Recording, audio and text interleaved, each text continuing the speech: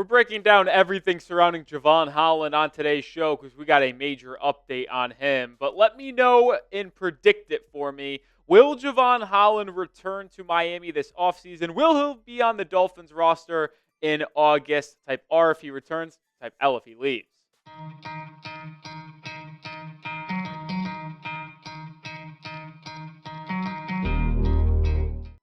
Did the fate for Jevon Holland in this NFL offseason get revealed by ESPN because they released a little excerpt on the Miami Dolphins that I think left a little bit of an answer on where things are going with Jevon Holland. We'll start with reading out the full thing to kind of get a full picture on what ESPN said. But they said that the Dolphins must find a way to improve the trenches to acclimate for December and January football. Not wrong about that. The offensive line isn't good enough, in part due to injury. Bradley Chubb and Jalen Phillips have sunk the pass rush, though Chop Robinson looks like a keeper. Improving both fronts should be high on the Dolphins' wish list. Safety Jevon Holland likely will price himself out of Miami, so the Dolphins will be on the hunt for a replacement. Miami can save $3 million against the cap by releasing Raheem Mostert, which they did. Every million counts for a team tight against the cap.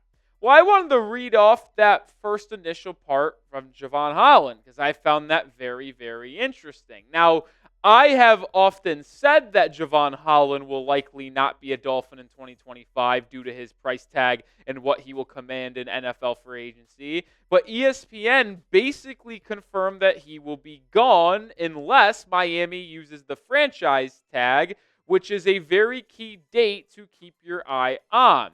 There's a lot of dates coming up that are important to make people known. You are now allowed to make a franchise tag decision on a player. That window opened up this week. You have until March 4th to decide on if you're going to use the franchise tag. The scouting combine is getting underway next week, when the free agency tampering period beginning the 10th of March, and then obviously the NFL draft in late April.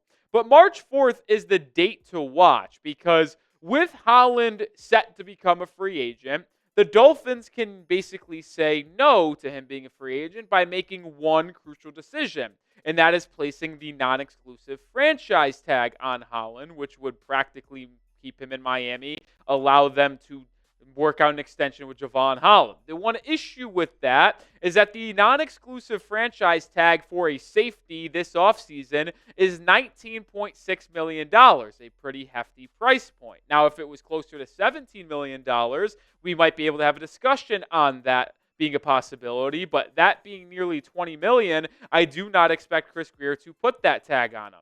But there is the transition tag at $15.5 million. And if you are unfamiliar, a transition tag is not really a binding tag. Like, he could still sign elsewhere.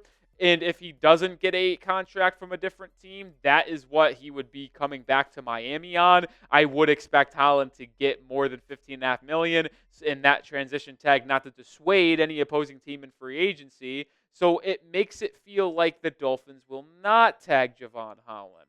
But it is a guessing game, and knowing where the price point is and knowing that's really the only way Miami could retain Holland in all likelihood, let me know your thoughts. Will the Dolphins franchise tag Jevon Holland? We had the earlier question on if he will return. Well, maybe this goes hand in hand in it. Will they franchise tag Jevon Holland? Type Y for yes or type N for no. The Miami Dolphins will not franchise tag Jevon Holland. The non-exclusive tag being at $19.6 million for safeties is just too high. And when you think of what Javon Holland has done over the last 4 seasons of his career in Miami, he has declined every single year after having a blistering start being a second-round pick from Oregon. And with the Dolphins having so many needs at corner, defensive line, offensive line, it just makes too much sense to let Javon Holland walk in free agency, don't use your franchise tag, and allot that money that would be given to Holland to help make a better overall roster. That $19.6 million franchise tag for Holland is just too high. Miami won't do it. And those thoughts from me ultimately were echoed by Cameron Wolfe, who reported just a couple days ago that the Dolphins are not expected to put the franchise tag on safety Javon Holland, which is going to make him a free agent. Barring any surprises, Holland will be on the open market. And as I just said just a second ago, I think that's the right move. I mentioned safety is an important position. It's a need for Miami.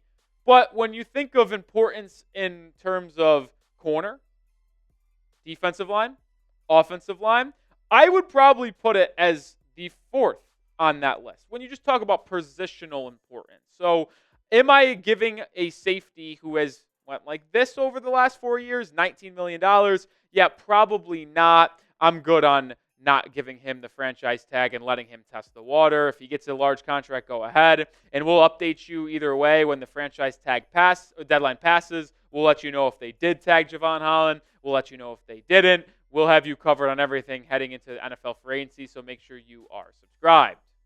And I did want to address this as well because a lot of people in the comments want me to stop talking about Javon Holland and my thoughts on letting him go. And I wanted to kind of answer this in the show today. I understand that a lot of Dolphins fans are sick and tired of drafting players, having them play well in Miami, and then ultimately this front office letting them go because, one, they didn't have enough money to sign them, and two, just not respecting them and thinking that they can do it again in the draft or find someone just as value in free agency or in the trade market. Because we've seen them swing big on trades. Tyreek Hill, Jalen Ramsey, Bradley Chubb, but let homegrown players walk like Andrew Van Ginkel, Robert Hunt, and just to name a few here. And maybe they're not all homegrown, but at least having good enough players on your roster and letting them go. Javon Holland, I would love to keep him, but he's going to get $18, $19, $20 million. He's simply just not worth that, especially with Miami has left themselves on the cap situation. Maybe you can blame Grier in the front office for getting in this situation, but with the hand that we are currently being dealt, the smartest decision is to let Javon Holland walk.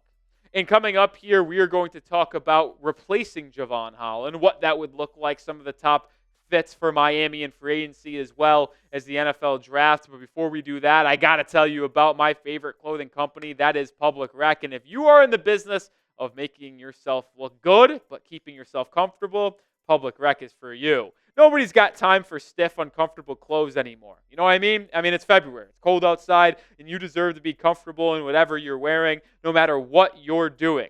So this February, stop settling for the same old stuff. Step up your comfort game with Public Rec. It's about time you treat yourself. For a limited time, our listeners can get 20% off your entire order with code CHAT20 at publicrec.com. That's 20% off when you use promo code CHAT20 at publicrec.com. They make so many different types of clothing. You see the polo, you see the pants. I've got a lot of favorites. One I'm wearing right now, it's just a standard long sleeve tee. I absolutely adore it. I have a waffle knit t-shirt or sweatshirt as well. I have the Daymaker pants. I have the workplace pants. They look fine. They look sophisticated. You can wear them to work. You can wear them out to public events, but you always feel comfortable, which is what I'm all about. So this February, treat yourself right because comfort is always in season. Upgrade to Public Rec and feel the difference. For a limited time, you can get 20% off at Public Rec by using code CHAT20 at checkout. Just head to publicrec.com, use code CHAT20, and you're all set. Oh, and when they ask you how you found them, be sure to mention our show. Support us, support our sponsors. It really helps us out. Find your perfect fit and never compromise on comfort again. Public Rec, where comfort rules.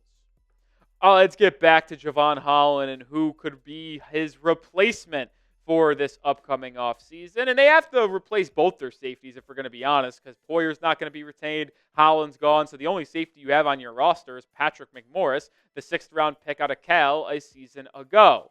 The top 8 free agent safeties, in my opinion, are as follows. Talawani Fufunga, Cameron Bynum, Justin Reed, Trayvon Moehrig, Jeremy Chin, Julian Blackmon, Andre Sisco, and Elijah Molden. Well, an interesting article came out with Barry Jackson in the Miami Herald where Barry talked to an NFL evaluator and scout and analyst in private, and that person labeled the best fits for Miami in free agency. He went 4 primary, 4 secondary. This is the secondary list. Hufunga, Elijah Molden, Cam Bynum, and Andre Sisco are 4 names that are very interesting. He did have a different 4-person list that has the best fits for Miami. The best fits for the Miami Dolphins in free agency at the safety position was labeled as Jeremy Chin, Trayvon Moehrig, Justin Reed, and Julian Blackmon. Those were the 4 names that were the top fits for Miami in the scheme and system that Anthony Weaver likes to fit the most. So the evaluator said, if you can't sign one of these 4 to replace Javon Holland, that's where the other list of 4 in Hufanga, Molden, Cam Bynum, and Cisco came into play. But if you've been watching the channel for the entire offseason, you would know there is a particular target in mind for me. That is Julian Blackmon, the safety from the Indianapolis Colts. I have really liked him throughout this entire free agency process. I think he's going to be cheap enough to acquire in terms of his contract, only making $7 to $9 million per season on 2 or 3 years. And his numbers are just simply better than what the money might show you. He is the best coverage safety on this group, if you're asking me, having an elite QB rating of when being targeted of only about 91.6. He allowed just a completion percentage of 65%.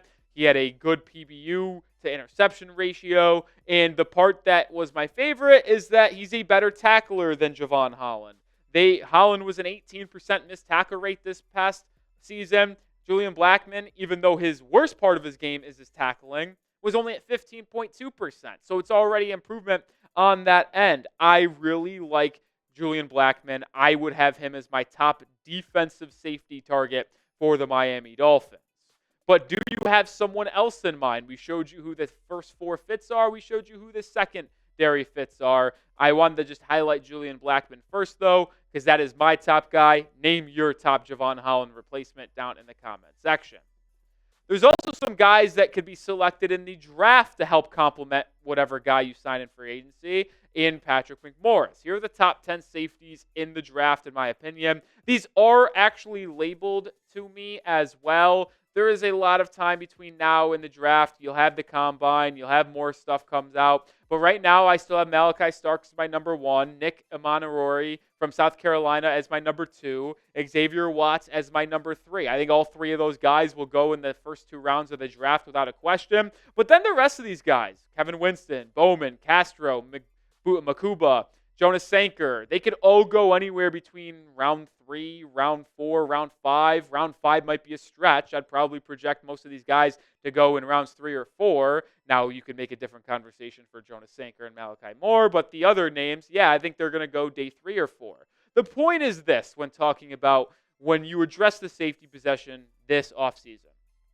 To me, you should sign one in free agency to get a veteran. No questions asked. Sign one of these free agents. Because the free agency group of safeties is actually pretty good in comparison to other positions. It's one of the best in my opinion. But then draft one because you have 7 picks in the first 5 rounds. You have multiple day 2 picks, multiple early 4th round picks. Use one of them on a safety without question, whether it's Xavier Watts in the 2nd round, Malachi Starks in the 1st round, Nick from South Carolina coming in early in the 2nd round or late 1st round in a trade-up situation.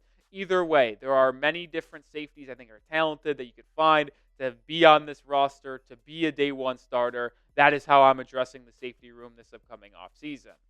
And make sure you are subscribed to the channel because we will have you up to date on everything surrounding the Dolphins in the offseason. So hit that sub button, and when more news gets dropped, we'll have you covered.